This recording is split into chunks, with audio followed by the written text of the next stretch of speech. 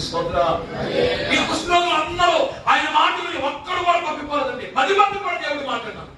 10 మంది కూడా దేవుడు మాటని నడుచుకుంటూ వెళుతూ ఉండగా వాళ్ళ దేహాలన్నీ ఒక్కడి కాదు 10 మందికి స్వస్థత మనం చూసాం అక్కడ. దేవునికి స్తోత్రం. వాళ్ళ దేహాలు వాళ్ళు చూసుకొని ఆశ్చర్యపోతున్నారు. మన బాగా తగ్గిపోయింది అంటే. అయితే 10 మంది దేవుడు మాట్లాడినారు. 10 మంది స్వస్థత పొందారు.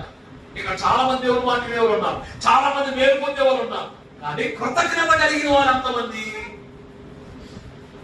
నువ్వు మా దేవుడు మాట నేను మాట్లాడతావు, మేలు పొందుతున్నావు, కానీ కృతజ్ఞత కలిగిన వారు ఎంతమంది? ఇక్కడ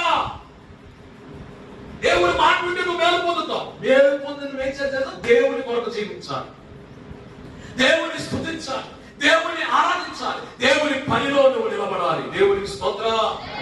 ఈ 10 మంది దేవుడు మాట 10 మంది స్వచ్ఛత పొందారు. 10 మందిలో ఎంతమంది కృతజ్ఞత